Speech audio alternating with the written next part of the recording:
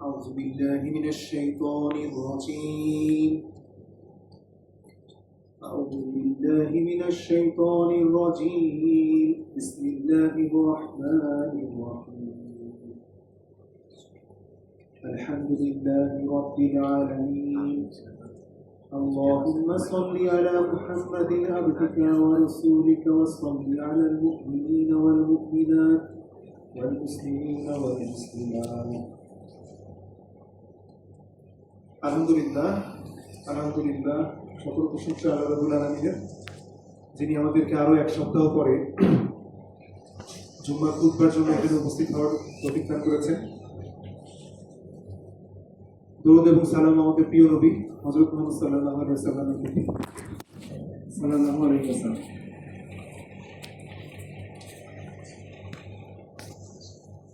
আজকে খুব গুরুত্বপূর্ণ একটা বিষয়, সালাত। সালাত মানে তো আমরা সবাই জানি, তাই না? আমাদের ভাষায় প্রচলিত অর্থে যাকে আমরা নামাজ বলি।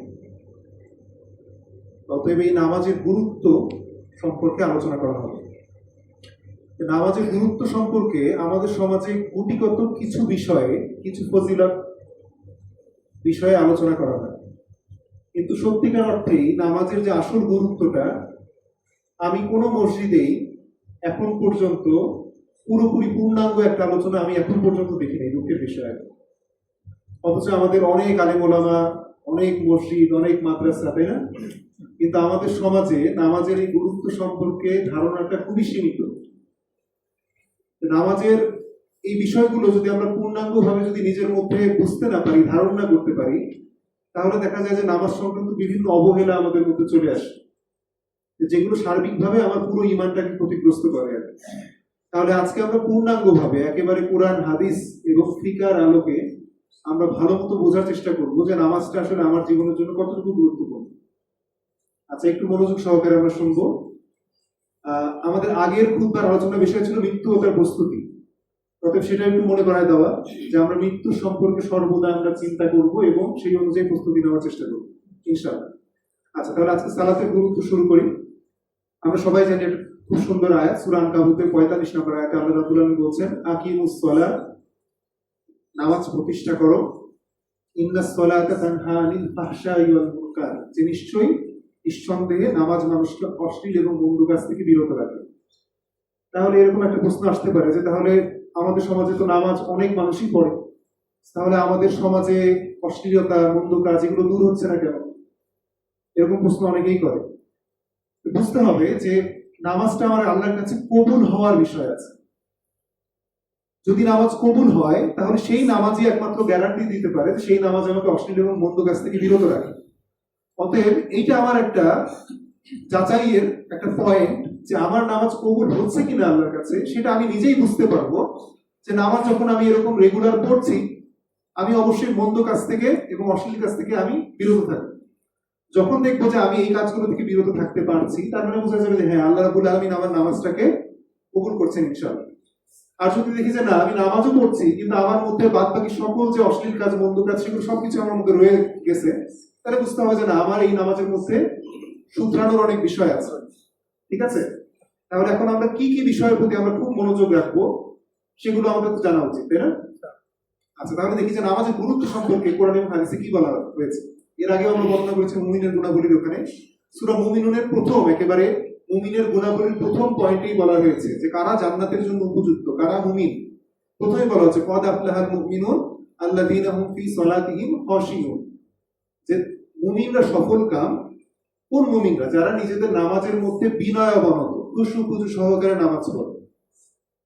ঠিক আছে? তাহলে মুমিনের প্রথম ক্রাইটেরিয়া বলা হয়েছে যে ঈমানের পরে, ঈমান আনার পরে প্রথম কাজ হচ্ছে আমার নামাজ আদায় করা, অন্য কোনো কাজ নাই। আপনার বলা হয় না যে ঈমান আদায় করার পর এখন খাওয়া দাওয়া করো, এখন ঘুমাও, সংসার করো, তারপরে হচ্ছে উপার্জন করো, এগুলোর কথা বলা নাই।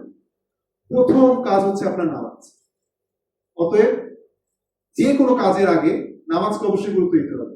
একটা কথা আমাদের সমাজে প্রচলিত আছে, বাসের পিছনে দেখবেন যে লেখা থাকে অনেক সময় যে নামাজকে বলো না আমার কাজ আছে, কাজকে বলো আমার নামাজ আছে।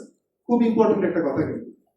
অতএব যে কোনো কাজের আগে আমার নামাজকে অবশ্যই গুরুত্ব দেওয়ার মেন্টালিটি আমার মধ্যে রাখতে হবে। তাহলে দেখি যে নামাজ কতটুকু গুরুত্বপূর্ণ।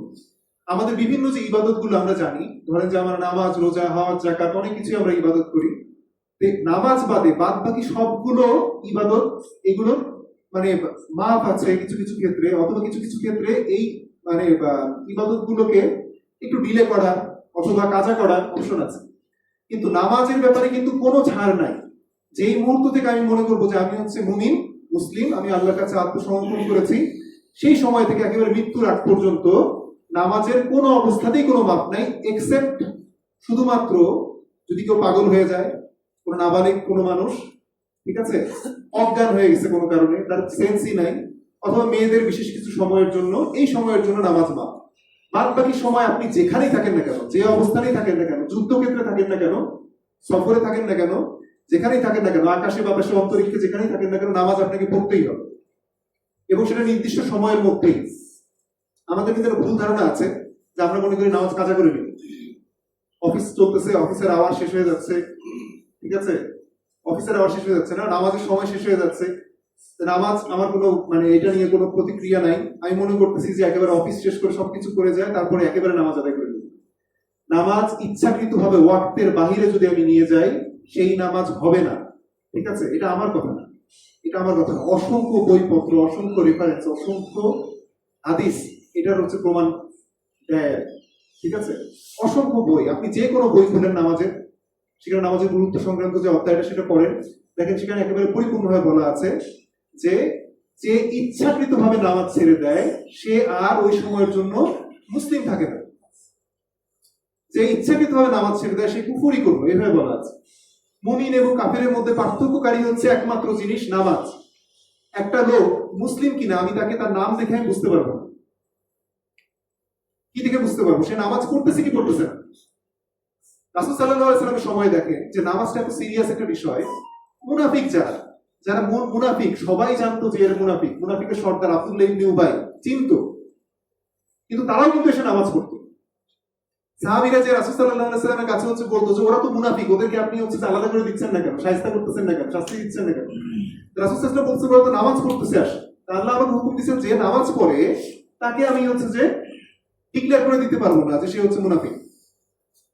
কিন্তু মুনাফিকের নামাজের জন্য কিন্তু আবার বিভিন্ন ধরনের সাইন সিম্পটমও বলে দিয়েছেন যে মুনাফিকরা কিভাবে নামাজ পড়ে, কিভাবে নামাজ পড়ে দেখেন যে মুনাফিকরা ফজর এবং এশা নামাজের সময় তাদের খবর পাওয়া যাবে, তারা আসবে না।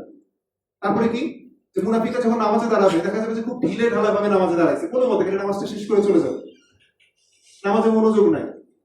সূরা মাউনের 5 এবং 6 নম্বর আয়াতে আমরা দেখবো যে আল্লাহ রাব্বুল বলতেছেন যে ধ্বংস সেই সমস্ত নামাজীদের জন্য, দুর্ভোগ সেই সমস্ত নামাজীদের জন্য যারা নিজেদের নামাজ সম্পর্কে উদাসীন। তাহলে কতটুকু সিরিয়াস একটা ইবাদত দেখেন। সংক্ষেপে যদি আমি বলি যে নামাজ একজন মুসলিমের জন্য সবচেয়ে গুরুত্বপূর্ণ উপাদান, অন্য কোনো কিছু না। ততএব আমাকে মনে রাখতে হবে এটা যে আমি যদি ইচ্ছাকৃত ভাবে নামাজ ত্যাগ করি আমি কুফরি করলাম। হ্যাঁ, এখন একটা বিষয় খুব বেশি আমাদের মানে মনোযোগ রাখা দরকার, ফিকার কিছু নিয়ম আছে, কিছু বিধিবিধান আছে আর কি। হ্যাঁ, আমি একজনের সাপেক্ষে কিভাবে চিন্তা করব, আমার নিজের সাপেক্ষে কিভাবে চিন্তা করব, সেটার একটা বাউন্ডারি দেওয়া আছে আর কি। হ্যাঁ, নামাজের যে এই যে সংক্রান্ত যে হাদিসগুলো বর্ণনা করা আছে সেখানে বলা হয়েছে এভাবে যে বেনামাজি যে ইচ্ছাকৃতভাবে নামাজ তরক করে সে কাফের, এভাবে বলা আছে। তাই বলে কি যে নামাজ পড়লো না আমি তাকে ধুম করে কাফের বলে দিব? তা বলবো না। তাহলে কিভাবে আমি চিন্তা করব? চিন্তার 3টা মাধ্যম আছে। এক হচ্ছে আল্লাহর সাপেক্ষে চিন্তা, একটা হচ্ছে আমার সাপেক্ষে আরেকজনকে চিন্তা, আর একটা হচ্ছে আমার নিজের জন্য চিন্তা। বুঝতে পারছি সবাই?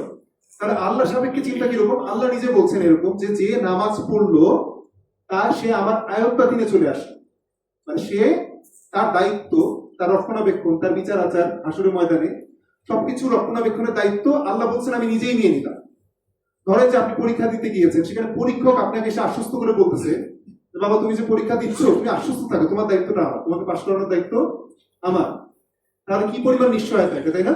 তাহলে আল্লাহ বলছেন যে এই নিশ্চয়তা যে নামাজ পড়বে তার নিশ্চয়তা আমি দিচ্ছি যে সে আমার আয়ত্তাধীন। কিন্তু যে নামাজ ছেড়ে দিল তার ব্যাপারে আমার কোনো দায়বদ্ধতা নেই, মানে কি আল্লাহ তার দায়িত্ব নিবেন না। ভয়ঙ্কর কথা না? যিনি পরীক্ষক তিনি যদি আপনার দায়িত্ব নিতে অস্বীকার করেন তাহলে কি ফেল করার চান্স কি বেড়ে গেল, তাই না? হাসরের ময়দানে প্রথম হিসাবটাই হবে নামাজে, প্রথম হিসাব নামাজে। যে নামাজের হিসাবটা ভালো মতো দিতে পারবে সে পাশ করার সম্ভাবনা তার কি বেড়ে গেল, আর যে নামাজের হিসাব দিতে পারলো না সে ওখানে আসলে ধ্বংস। সে জাহান্নামে যাবেই যাবেই। তাহলে আমাদের সিরিয়াসনেসটা বুঝতে হবে নামাজ, ঠিক আছে? তাহলে ইমানের প্রথম চিহ্ন নামাজ। নামাজ হচ্ছে মুমিন এবং কাফিরের মধ্যে পার্থক্যকারী। কারণ যুদ্ধের সময় কি নামাজের মাপ আছে? আমি একটু আগে বুঝলাম কোনো অবস্থাতেই নামাজের কোনো মাপ নাই। কারণ যুদ্ধের সময় সূরা নিসার 102 নম্বর আয়াতে আল্লাহ বলছেন যে যুদ্ধের সময় একটা দল যুদ্ধ করবে, যদি নামাজের সময় হয়ে যায় তাহলে এর মধ্যে থেকে একটা দল নামাজে দাঁড়িয়ে যাবে, তারপরে তারা যখন নামাজ শেষ করবে তখন বাদ বাকি যে দল আছে তারা এসে নামাজ পড়বে। যদি এমন হয় যে যুদ্ধের তীব্রতা বেশি, তাহলে এক রাকাত করে নামাজ পড়ারও বিধান আছে, যে আপনি এক রাকাত নামাজ পড়বেন, যুদ্ধ করতে চলে যাবেন, আবার সময় পেলে আবার এসে এক রাকাত নামাজ পড়বেন। কিন্তু নামাজ কিন্তু ছাড় দেওয়া হয় না। আপনারা দেখবেন যুদ্ধক্ষেত্রে এরকম বিভিন্ন উদাহরণ আছে। রাসূল সাল্লাল্লাহু আলাইহি ওয়াসাল্লাম থেকে শুরু করে সাহাবীদের যুগেও তারা যুদ্ধক্ষেত্রে নামাজ আদায় করতেন, এবং এই যুদ্ধক্ষেত্রে নামাজকে বলা হয়েছে যুদ্ধের বিজয়ের অন্যতম ক্রাইটেরিয়া। শুধুমাত্র একটা যুদ্ধে রাসূল সাল্লাল্লাহু আলাইহি ওয়াসাল্লাম এক ওয়াক্ত নামাজ মিস করেছিলেন, আসরের নামাজ, খন্দকের যুদ্ধে। এটার জন্য রাসূল সাল্লাল্লাহু আলাইহি ওয়াসাল্লাম অনেকদিন পর্যন্ত কাফিরদেরকে বদদোয়া করেছেন। ইয়ারমুকের যুদ্ধে এরকম আছে, খালিদ বিন ওয়ালিদ তিনি যুদ্ধ করতে করতে এক সময় মানে একটু পিছনের দিকে আসলেন। এই সময় যুদ্ধের যিনি সেনাপতি ওই সময় খালিদ বিন ওয়ালিদকে সাধারণ সৈন্য বানায় দেওয়া হয়েছে ওমর রাদিয়াল্লাহু তাআলার আদেশে। আবু উবাইদা ইবনুল জাররাহ উনি হচ্ছে সেই সময়কার সেনাপতি। সেনাপতি মনে করায় দিচ্ছেন যে খালিদ আপনি কি হচ্ছে নামাজ পড়ছেন, আসলে সময় তো শেষ হয়ে যাচ্ছে। খালিদ বলতেছেন যে এটা বলতে হবে না আমাকে, আমি হচ্ছে যুদ্ধের ময়দানে ওখানে নেমে ওখানেই নামাজ আদায় করে নিচ্ছি। আচ্ছা, আর একটা খুব সুন্দর উদাহরণ আমরা ইতিহাস পড়তে যেয়ে পেলাম এরকম। স্যার যদুনাথ সরকার একজন হিন্দু রাইটার, ইতিহাসবিদ, তিনি বাদশাহ আওরঙ্গজেব নাম জানি আমরা সবাই, মুঘল বাদশাহ আলমগীর নামে আমরা সবাই চিনি। তার সম্পর্কে তিনি লিখতেছেন যে বাদশাহ আওরঙ্গজেব বলখের সুলতানের সাথে, বলখ মানে হচ্ছে যে এই মধ্য এশিয়ার একটা অঞ্চল, সেখানকার সুলতানের সাথে সীমান্ত সংক্রান্ত বিষয়ে একসময় হচ্ছে যুদ্ধ লেগে গেল। সেই যুদ্ধ চলতেছে, আসরের নামাজের এরকম শেষ ওয়াক্ত এরকম। তো হঠাৎ করে বলখের সুলতান উনি দেখলেন যে প্রচন্ড যুদ্ধ চলতেছে। এই সময় আওরঙ্গজেব উনি হচ্ছে ঘোড়ার পিঠ থেকে নেমে নামাজে দাঁড়ায় গেছে। মানে তিন নামাজে ধীর স্থির, তার যে আশেপাশে এত তীব্র যুদ্ধ চলছে এটা তার কোনো ভূক্ষেপই নাই এরকম মনে হচ্ছে। বলখের সুলতান সাথে সাথে যুদ্ধ থামাই গেছে। মানে তার ভাষাটা ছিল এরকম, যদুনাথ সরকারের ভাষা অনুযায়ী, যে এইরকম একজন আল্লাহ ভীরু লোকের বিরুদ্ধে আমি যুদ্ধ করতে পারি। চিন্তা করেন, মানে অথচ এই বাদশাহ আওরঙ্গজেব উনাকেই সবচেয়ে বেশি নেগেটিভ ভাবে উপস্থাপন করা হয় ইতিহাসে, অথচ ওনাকে জিন্দা পীর বলা হতো। উনি হচ্ছে সমস্ত মানে আইন শাস্ত্রগুলোকে একসাথে করে ফতোয়া আলমগীর নামে নতুন একটা বই লিখেছিলেন। ওনার জীবনের অসংখ্য ঘটনা আছে। কারণ দেখেন যুদ্ধের ময়দানে কিন্তু সিরিয়াস থাকতে হবে। তাহলে একটা বলি যে আমাদের ট্রেনিং এর সময় বিএমএ তে যখন আমরা গিয়েছি, অথবা আপনারা যখন ট্রেনিং এ গিয়েছেন, ট্রেনিং এর সময় কি নামাজ মাপ? হ্যাঁ, আমরা দেখেছি, আমরা নিজেরাও ধরেন যে হচ্ছে যে সকালবেলা এখন হাফ প্যান্ট সকল হয়ে যায়, কিভাবে নামাজ পড়বো, তাই না? কোনো মতে হচ্ছে যে হাঁটুর নিচে নামিয়ে নামাজ আদায় করেছে। তারপর ধরেন যে হচ্ছে ক্লাসের সময় হয়ে গেছে, আসরের নামাজ মাগরিবের নামাজের সময় চলে যাচ্ছে, ক্লাসের মধ্যেই নামাজ শুরু করে দিয়েছি, স্যার আসছে, ক্লাস শুরু হয়ে গেছে, ক্লাস চলতেছে 2 মিনিট, নামাজও চলতেছে, অসুবিধা নেই। অতএব বুঝতে হবে যে নামাজটা কতটুকু সিরিয়াস। অতএব নামাজের ওয়াক্ত চলে যাবে আর একজন মুসলিম নামাজ আদায় করবে না, অসম্ভব, এটা হতেই পারে না। ঠিক আছে, তাহলে ব্যক্তিগত জীবনে নামাজের গুরুত্বটা আপনি দেখতে হবে যে আল্লাহর নৈকট্য পাওয়ার জন্য সবচেয়ে গুরুত্বপূর্ণ ইবাদত হচ্ছে নামাজ। নামাজ পড়তেই হবে। মুমিন সকল অবস্থায়, আনন্দ, বেদনা, বিপদ, অসুস্থতা সবকিছুতেই নামাজের মাধ্যমে সৃষ্টিকর্তার নৈকট্য কামনা করবে। আপনি চিন্তা করেন যে ঈদের নামাজ আমরা পড়ি, তাই না? ঈদের দিন তো খুশির দিন, আল্লাহ বলতে পারতেন না যে এই দিন খুশির দিন, মাফ, 5 ওয়াক্ত নামাজই মাফ? আল্লাহ কি তা বলেছেন? তো খুশির দিন আল্লাহর এক্সট্রা একটা নামাজ বাড়িয়ে দিয়েছেন, যাতে এই নামাজের মাধ্যমে কি আমরা খুশিটাকে উদযাপন করতে পারি। তার মানে আল্লাহ বুঝাতে চাচ্ছেন যে মুমিন মুসলমানের জন্য নামাজে আসা, নামাজ পড়া, এটাই হচ্ছে তার খুশির বিষয়। আপনি চিন্তা করেন যে আপনাকে প্রধানমন্ত্রী আপনাকে অ্যাপয়েন্টমেন্ট দিয়েছেন, অথবা আপনি যাকে পছন্দ করেন সেই লোক আপনাকে অ্যাপয়েন্টমেন্ট দিয়েছে, আপনি তার কাছে যেতে তো আপনি হচ্ছে মানে আনন্দ বোধ করবেন, তাই না? আপনাকে ধরেন যে প্রধানমন্ত্রী অ্যাপয়েন্টমেন্ট দিয়েছে যে আপনি হচ্ছে যে প্রধানমন্ত্রী বাসভবনে যাবেন, আপনি কি হচ্ছে ঘুমায় থাকবেন? হ্যাঁ, কেউ থাকবে? এটা সবাই যাওয়ার চেষ্টা করবে, কারণ এটা একটা সম্মানের বিষয়, তাই না? আল্লাহ বলছেন যে হচ্ছে যে নামাজে আল্লাহ রাব্বুল আলামিন মুমিনদের সবচেয়ে কাছে থাকে, তার দোয়া শুনেন। এটা একটা আল্লাহর সাথে একটা দেখা সাক্ষাৎ, একটা অ্যাপয়েন্টমেন্ট। আল্লাহর যে ফলিং সেখানে যদি আমি না থাকি, তাহলে কি এটা মহা গরিত বিষয়, মহা স্পর্ধার বিষয়, এটা চিন্তারও বাহিরে। যদি আমি ভালো মতো এরকম ভাবে চিন্তা করি, তাহলে আল্লাহর সাথে সম্পর্ক স্থাপনের জন্য আনন্দ, বেদনা, অসুস্থতা যে কোনো কিছুতে আমাকে নামাজের মাধ্যমে আল্লাহর সাথে সম্পর্ক স্থাপন করতে হবে। নামাজ ব্যক্তিগত জীবনে নিয়মানুবর্তিতা শিখায়। আমাদের পুরো মুসলিম জীবনটা আমাদের সেনাবাহিনী জীবনের সাথে অনেকটা মিলে যায়, সেনাবাহিনীর কনসেপ্টের সাথে মিলে যায়। ততএব মুসলিমদের যে মানে বিশাল একটা লক্ষ্য, সেই লক্ষ্য অর্জনের একেবারে প্রাথমিক ইবাদত হচ্ছে নামাজ। অতএব নামাজ প্রত্যেকটা মুসলিমকে নিয়মানুবর্তী করে। সর্বদা আল্লাহর স্মরণ এবং অন্তরের শান্তি। সূরা রাতে আল্লাহ বলছেন যে অন্তর সময় শান্তি কিসে? বিনোদনের বিভিন্ন মাধ্যম আছে, তাই না? আমি শান্তি খুঁজি, কিন্তু আল্লাহ বলতেছেন যে না, আল্লাহর স্মরণেই একমাত্র অন্তর সময় শান্তি হয়। যেই অন্তরের সৃষ্টিকর্তা হচ্ছে আল্লাহ রাব্বুল আলামিন, তিনি জানেন যে কিসে অন্তর শান্ত হবে, তাই না? তবে আপনি যত আল্লাহকে স্মরণ করবেন তত আপনার অন্তর শান্ত থাকবে, টেনশন হবে না, দুশ্চিন্তা হবে না, সুইসাইডাল টেন্ডেন্সি এগুলো তো হবেই না ইনশাআল্লাহ। ঠিক আছে, এরকম একটা আপনার পডকাস্ট আছে, দেখবেন পডকাস্ট মানে হচ্ছে যে বিভিন্ন গুরুত্বপূর্ণ ব্যক্তিদেরকে ডেকে তাদের সাথে কথোপকথন। আপনার দেখবেন যে ইউটিউবে আছে, রাশিয়ান একজন জাদুকারী, মানে এক ফেমাস এরকম কালো জাদুকর একজন লোক মহিলা, তাকে ডাকা হয়েছে। সে তার কথা এক প্রসঙ্গে বলতেছে যে মুসলিম যারা, ভালো মতো যারা প্র্যাকটিসিং মুসলিম, এদেরকে জাদু করা যায় না। কারণ কি? কারণ এই যে আল্লাহর হেফাজত থাকে। ঠিক আছে, ততএব সর্বদা আল্লাহর স্মরণ অন্তরে শান্তি আনবে। দেখেন, সর্বদা পরিষ্কার পরিচ্ছন্ন পবিত্র জীবনযাপন। একজন মুসলিম যদি 5 ওয়াক্ত নামাজ আদায় করে, সে সর্বদা কিন্তু তার পোশাক আশাক, তার দেহ, সবকিছু পরিষ্কার পরিচ্ছন্নতা নিয়ে সে চিন্তিত থাকে। কোনোভাবে যাতে কোনো মানে হারাম কোনো জিনিস তার হচ্ছে যে শরীরে লেগে না যায়, সেই ব্যাপারে সতর্ক থাকে। খুব সুন্দর একটা জীবনযাপন। আর হচ্ছে অশ্লীলতা থেকে দূরে থেকে আলোচনা নিজেই বলছেন যে নামাজ যদি কারো এরকম কবুল হওয়ার মতো নামাজ হয়, সেই নামাজ তাকে অবশ্যই অশ্লীল কাজ থেকে দূরে রাখবে। তাহলে পারিবারিক জীবনে নামাজ, দেখেন আমরা আমাদের নিজেদের জীবনে নামাজ দিয়ে মোটামুটি সিরিয়াস, অনেকেই আমরা যারা নামাজ পড়ি নিজেদের জীবনে নামাজ নিয়ে সিরিয়াস, কিন্তু পরিবারের জীবনের নামাজের ব্যবস্থা নিয়ে দেখা যায় যে আমাদের অনেক অসচেতনতা রয়ে গেছে। কিরকম? ধরেন যে আপনার পরিবার পরিজন নিয়ে আপনি হচ্ছে বিকালবেলা মার্কেটিং এ গেলেন, আপনার ওয়াইফ কোথায় নামাজ পড়বে কোনো চিন্তা ভাবনা নেই। আপনার বাচ্চা সকালবেলা তাকে স্কুলে পাঠানোর জন্য আপনি যেরকম চিন্তিত থাকেন, সকালবেলা নামাজ পড়ানোর ব্যাপারে অত চিন্তা আমাদের সমাজে দেখা যায়।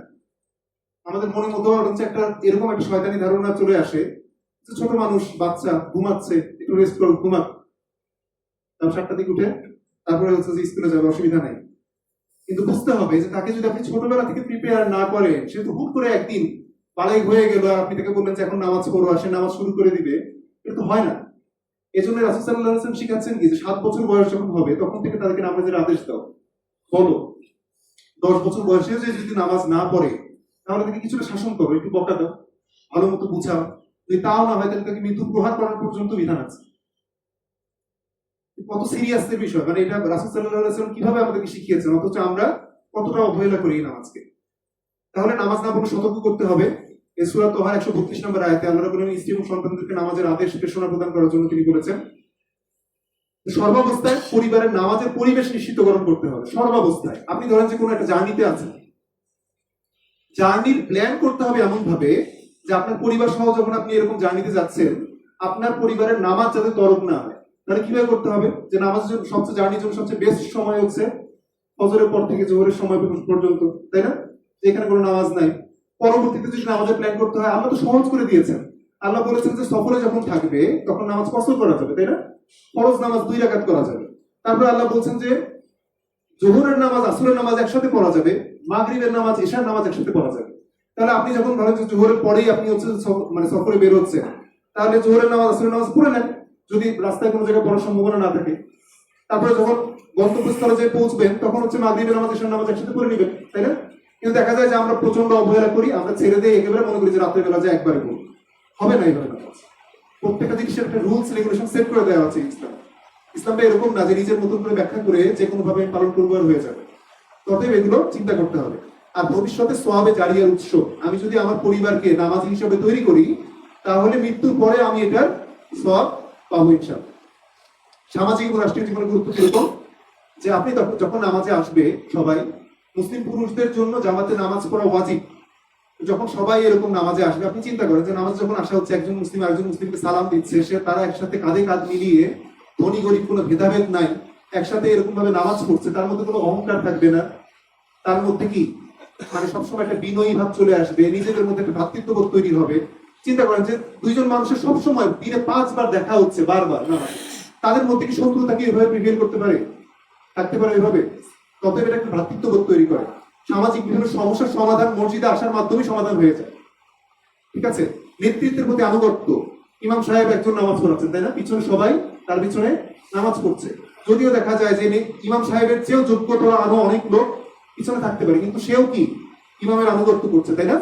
নেতৃত্বের প্রতি আনুগত্যের মানসিকতা তৈরি করে। আবার নেতৃত্বের ভুল সংশোধনেরও শিক্ষা নামাজের মধ্যে আছে, অন্ধ আনুগত্য না। যদি নেতার কোনো কিছু ভুল হয় সেটাও কি নামাজে শুধরায় দেওয়ার ব্যবস্থা আছে। ধনী গরিবের ভেদাভেদ দূর এবং অহংকার রোধ করে। নেতা যদি নামাজ না পড়ে, ধরেন যে আপনার সমাজের নেতৃত্ব যদি নামাজ না পড়ে, তাহলে ইসলামী নিয়ম অনুযায়ী তার আনুগত্যই করা যাবে না, এরকম কথাবার্তা বলা আছে। তাহলে নামাজি জনগোষ্ঠী গোষ্ঠী ছাড়া আল্লাহ সম্পূর্ণ রহমতপূর্ণ সমাজ সম্ভব না। আপনার সমাজ যদি নামাজ কায়েম না থাকে, এটা ভাবা দুষ্কর, এটা ভাবা অসম্ভব যে এই সমাজে আল্লাহ রহমত থাকবে, অসম্ভব। তবে যেদিন নামাজ আপনার ধরেন যে আজকে জুম্মার নামাজ যেরকম আপনার মসজিদ একেবারে ভর্তি হয়ে যাবে, ফজরের নামাজ যদি এরকম মসজিদ ভর্তি হয়ে যায়, বুঝবেন যে ইনশাআল্লাহ এখন থেকে আমাদের সমাজ আল্লাহর রহমত পাওয়া শুরু করবে ইনশাআল্লাহ।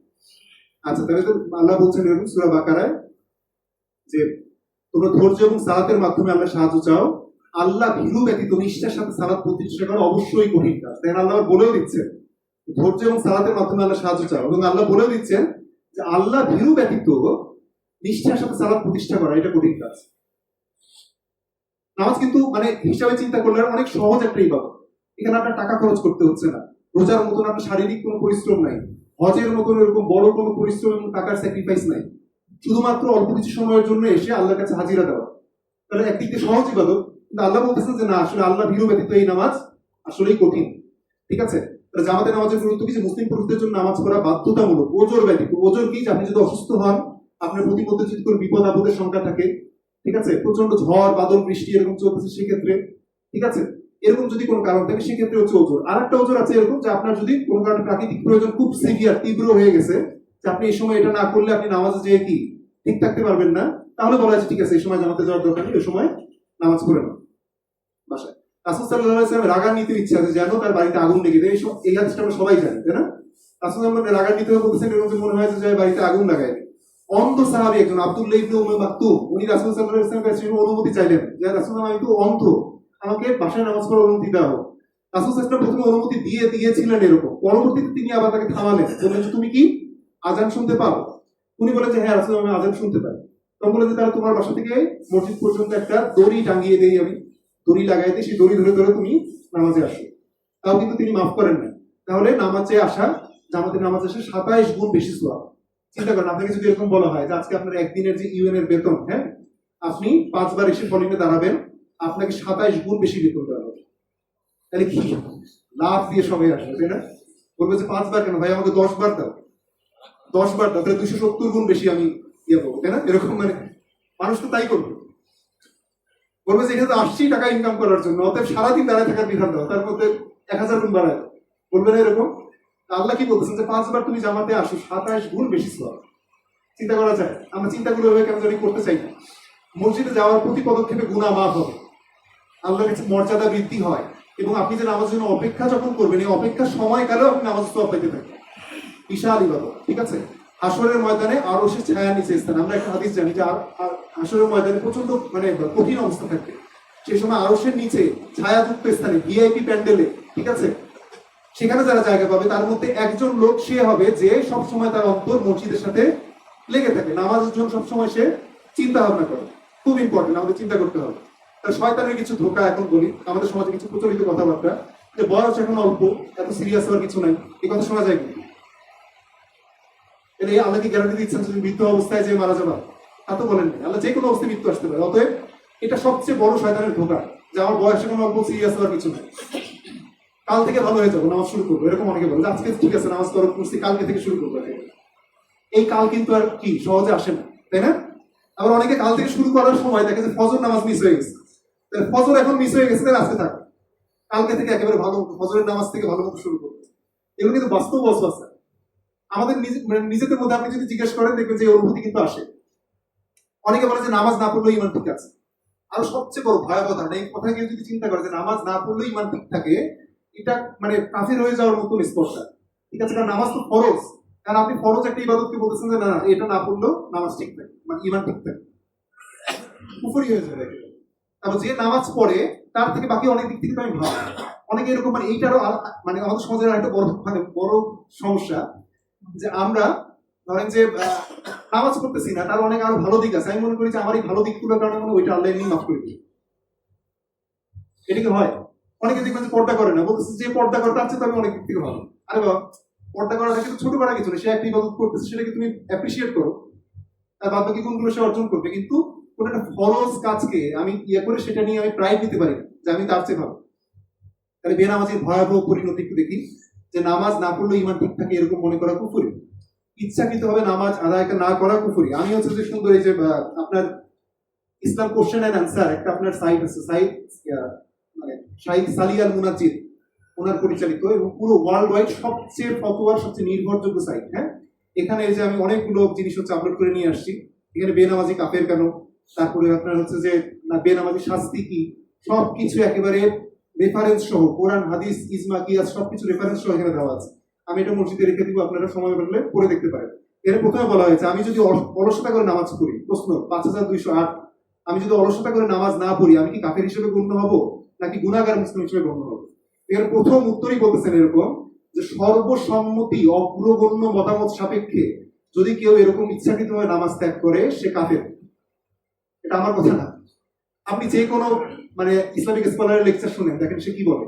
ঠিক আছে, তাহলে বেনামাজি যে নিয়মিত নামাজ ত্যাগ করে তাকে আমি সতর্ক বারবার করা হচ্ছে, সে নামাজ পড়তেছে না, তাকে সুযোগ দেওয়া হয়েছে নামাজ পড়ো, সে 3 দিন পরেও নামাজ পড়লো না, 3 দিন সময় দেওয়া হবে যদি নামাজ পড়ো, তারপরে সে নামাজ পড়লো না, আপনি নিশ্চিত বিশ্বাসী সে নামাজ ত্যাগ করে ফেলছে একেবারে, তাকে তখন সতর্ক করা হবে তোমার কিন্তু মৃত্যুদণ্ডের শাস্তি। ইসলামী শরিয়া অনুযায়ী বেনামাজি যে এরকম নামাজ পড়তেছেই না একেবারে, সে মুরতাদ হয়ে যাওয়ার মতো, তাকে বলা হয় যে তোমার শাস্তি কিন্তু মৃত্যুদণ্ড হবে, তারপর সে নামাজ পড়লো না, তাহলে তার শাস্তি কি? মৃত্যুদণ্ড দেওয়া হবে। ভয়াবহ বিষয়। আচ্ছা, তারপরে কঠিন যন্ত্রণাদায়ক মৃত্যু, কবরের আযাব, জাহান্নামের আযাব, এগুলো তো আছে।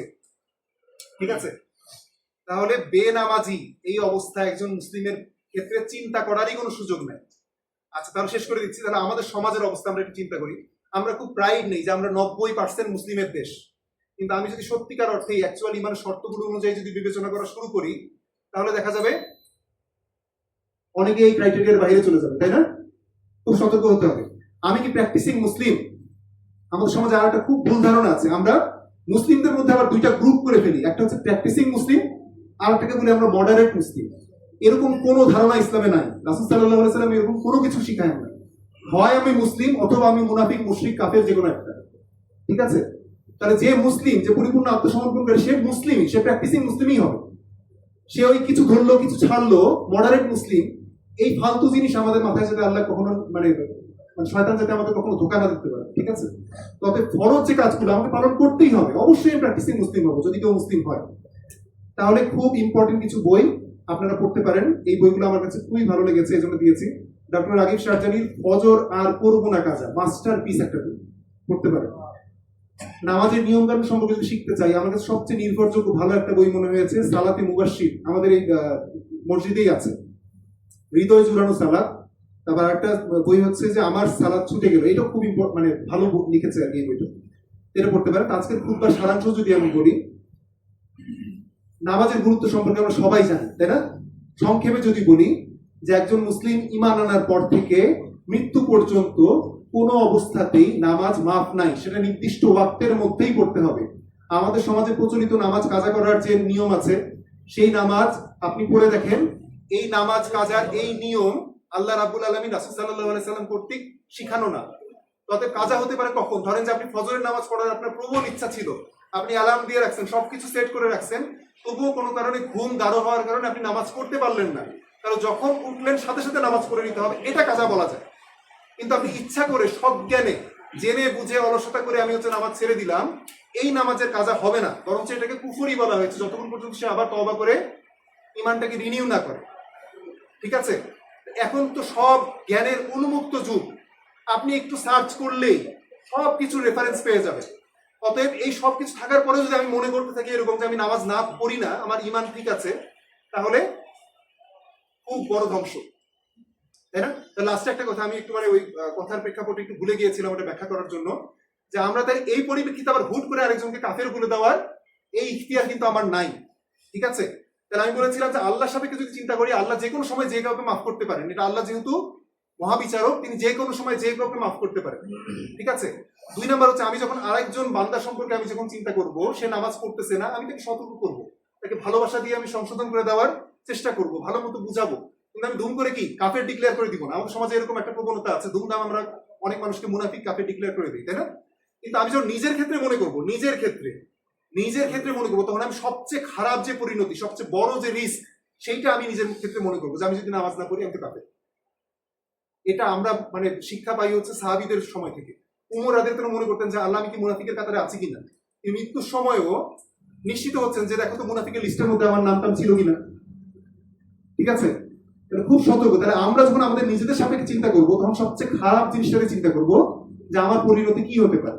ঠিক আছে, তাহলে ইনশাআল্লাহ আমরা 5 ওয়াক্ত নামাজ, এই যে আজকে আমরা জুম্মার নামাজে যেরকম মসজিদে এসে নামাজ করতেছি, 5 ওয়াক্ত নামাজ আমাকে মনে রাখতে হবে মুসলিম পুরুষদের জন্য এরকম জামাতে এসে আদায় করা ওয়াজিব, করতেই হবে আমাদের।